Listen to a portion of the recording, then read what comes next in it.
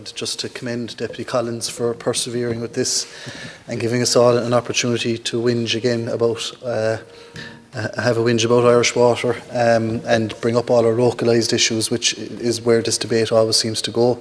And I'm guilty as charged. I'm probably going to do the same, but before I do that, I have to acknowledge that there is record investment being made towards upgrading infrastructure right across the country, and the total of 1.68 billion committed in budget 2023 has to be acknowledged. It's an increase of about 110 million, and over the next, I think, 3 years, an additional 4.5 billion is going to be put into domestic water services.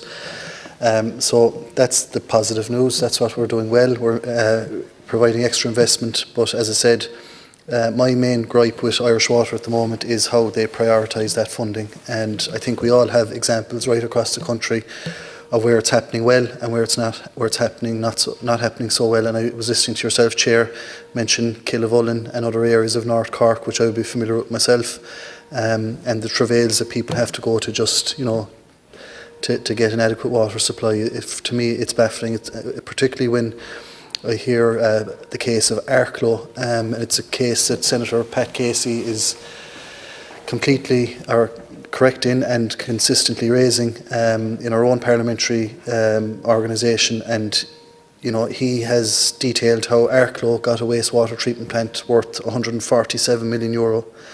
And I understand why the demand for that was there, because raw sewage was being pumped into the sea, and obviously that has to be curtailed and contained.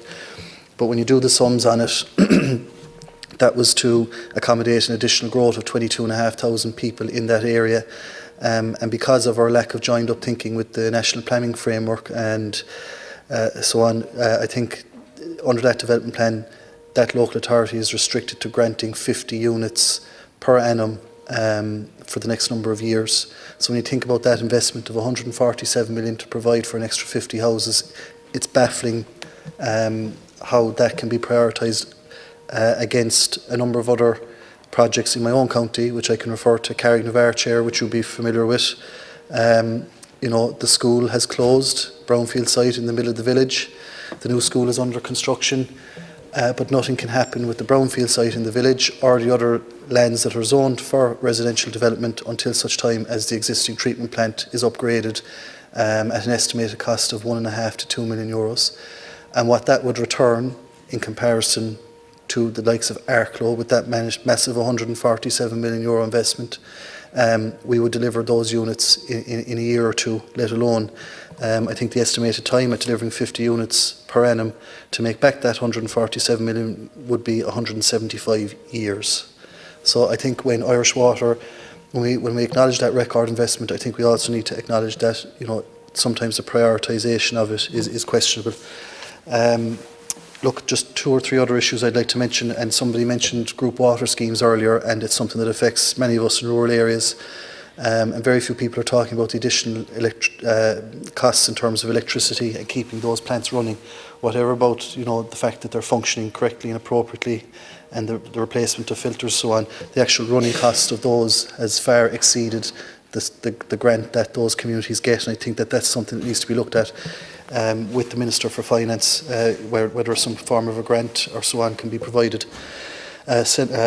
Deputy Flaherty here a while ago mentioned the issue of connection costs and the time delays in connections, and anybody here involved with any young family in particular building their first home will testify to the fact that the waiting times are actually delaying planning applications, and they're holding up the whole process, and let alone, not even to mention the cost of actually connecting. And I know this from my own experience, because we're looking at possibly building our first home in the next few years, and I've already had people out surveying the costs of all these things, and the cost of a simple water connection now, it's astronomical compared to what it was a few years ago. The last issue I'd like to mention is just in relation to septic tanks, and again it's something that we come across regularly, particularly in rural areas. We operate on the basis of EPA guidelines, and I get why those guidelines are there. They're important. The topography of a site is important. The issue of percolation obviously needs to be assessed. But for me, I find it very difficult when I go onto a rural site and something that's historic, a wastewater treatment plant or septic tank on site, might not, I suppose, fall within the remit of the EPA guidelines.